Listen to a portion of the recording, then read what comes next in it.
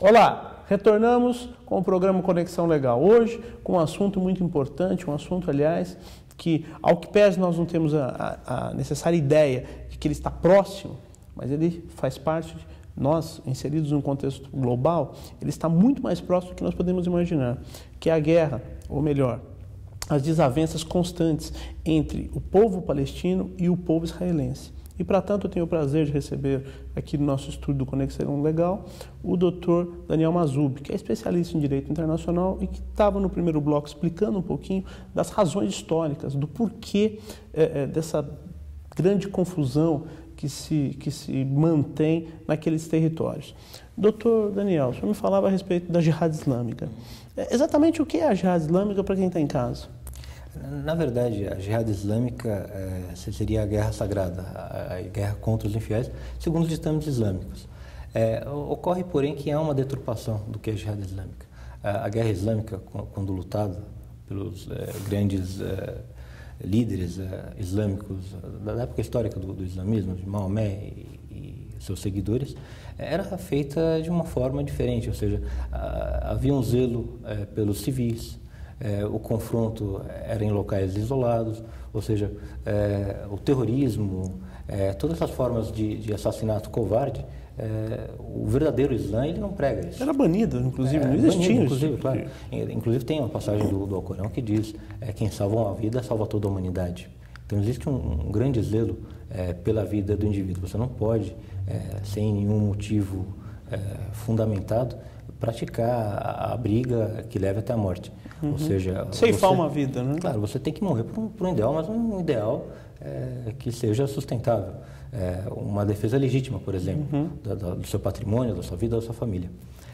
No caso da Palestina, tem essa questão territorial. Tem essa questão da pessoa que não tem praticamente nenhuma perspectiva de futuro. É uma questão histórico-religiosa muito séria naquela região, né? Mas eu prefiro não entrar no tema religião, porque eu acho que muitas vezes a religião ela é usada como um instrumento de dominação e de condução. De dominação e controle, né? Uhum. E qualquer religião que você pegar, ela sempre vai te fazer o quê? Evitar o mal, né? Praticar o bem. Uhum. E não é isso que acontece. Não. De ambos os lados. Eu acho que chegou num ponto extremo, tanto do lado... Nós tivemos esse exemplo na religião católica, as cruzadas. Claro. Né? Aquilo foi um massacre. A Inquisição. A Inquisição também, a Inquisição, as cruzadas foram um massacre até na época mundial. E é interessante porque se entendia como mundo, pelo menos, né? E é engraçado você citar a questão das cruzadas e você citar aqui a questão da Inquisição, porque isso aconteceu na época das trevas, né, do cristianismo. Uhum. A gente está falando do quê? Mais ou menos 1500. Uhum. Se nós pegássemos... A Idade Negra, né? Se nós pegássemos hoje a Idade do Islã... Constantinopla fechada pelos turcos. Fato. Se nós pegássemos hoje a Idade do Islã, o Islã hoje tem 1500 anos aproximadamente. Ou seja, é mais ou menos a Idade das Trevas do cristianismo, se fizéssemos um paralelo. Talvez por conta disso, nós tenhamos aí vários deturpadores do Islã. A fé do Islã, eu conheço muito bem, falo conhecimentos de causa, ela não prega o terrorismo, muito pelo contrário. Eu entendo que nenhuma religião pregue o terrorismo, né? A interpretação da religião que se dá de uma forma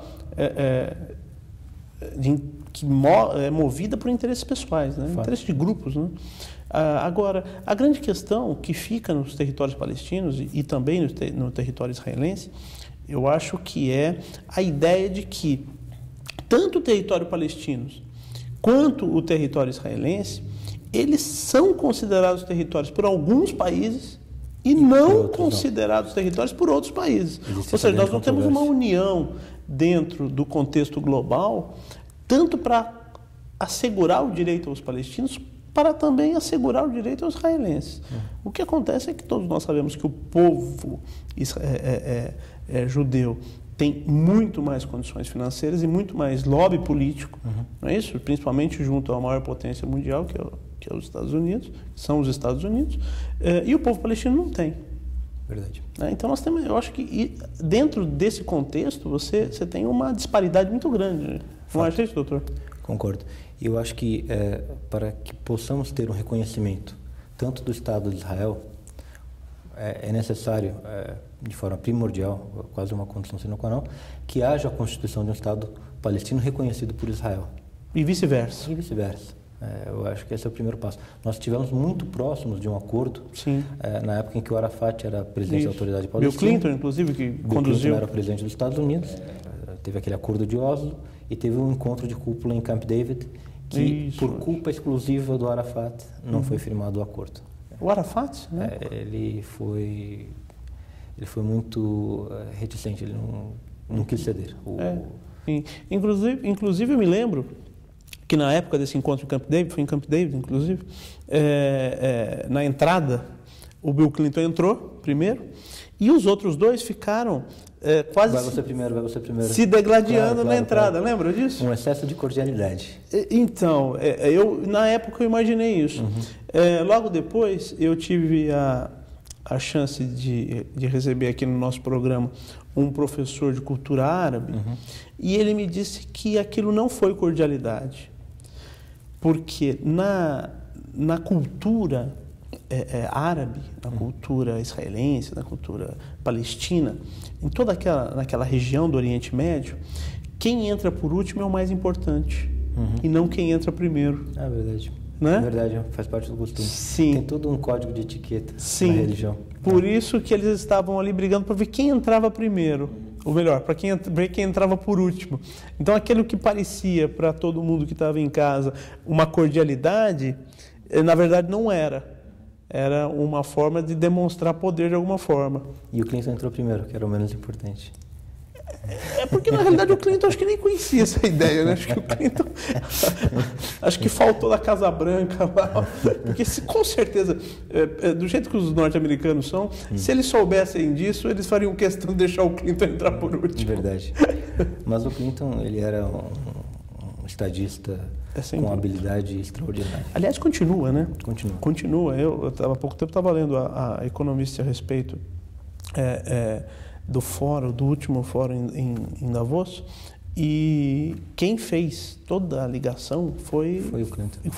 E nos elevadores, quando se falava, principalmente a equipe da Hillary, quando se falava, olha, nós precisamos fazer isso pelo presidente, eles não estavam falando do Obama, eles estavam falando do Bill Clinton. Então, essa diplomacia que emana da figura do Bill Clinton é uma coisa... O carisma que ele tem. O carisma, e essa ideia de... Porque eu acho que ser um presidente dos Estados Unidos é difícil, mas se tornar um embaixador do planeta é mais difícil ainda, porque... O Clinton ele tem um poder de persuasão incomparável.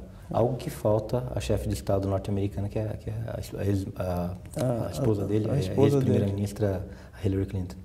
Ela não tem o mesmo jogo de cintura, o mesmo traquejo que o marido dela dispõe. É verdade. Se bem que ela tá muito bem cotada, né? Pelo menos todo mundo fala muito bem dela. Mas, com certeza, eu acho que até o próprio Obama ainda falta um pouquinho de traquejo para ele nesse sentido diplomático. Verdade. Mas está indo bem, né? Lembrando que o Obama ele nunca teve um cargo executivo. Nunca. Sempre foi do Legislativo. Sempre foi do Legislativo. No Congresso e no Senado. E até criticavam muito ele com relação ao conhecimento conhecimento internacional. Até por isso que ele colocou o John Biden para ser o vice, né? Verdade. Mas o conhecimento internacional ele tem. Ele é um cidadão extremamente globalizado. Sim, um cidadão do mundo. Dele, multicultural. Sem dúvida. O fato de ele ter estudado na Califórnia e ter viajado bastante. Sim. Seja turismo, seja negócio, seja estudos. O fato de ele ter trabalhado com a advocacia pública, prestando serviços comunitários. Isso daí... E ao longo de todos os Estados Unidos, evoluiu bastante. É verdade.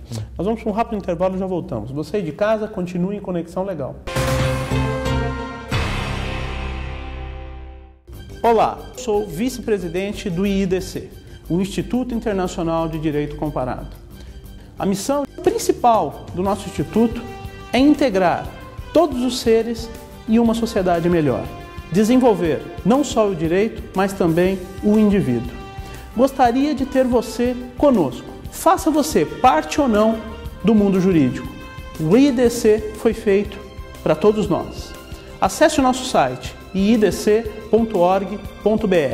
Lá você encontrará dicas importantíssimas para o seu dia a dia e também artigos de pessoas renomadas.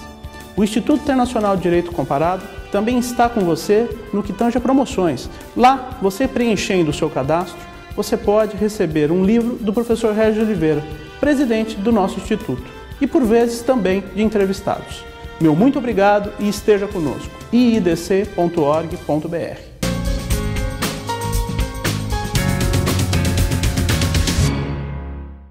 Olá, eu sou Leandro Pinto, vice-presidente do IIDC, o Instituto Internacional de Direito Comparado. E eu quero lhe fazer um convite. Ingresse no nosso site iidc.org.br e também no nosso Twitter, que aparece aí na sua tela. Preencha o cadastro e você estará concorrendo aos livros dos nossos entrevistados. Não se esqueça, é um por semana. Meu muito obrigado e espero você em Conexão Legal.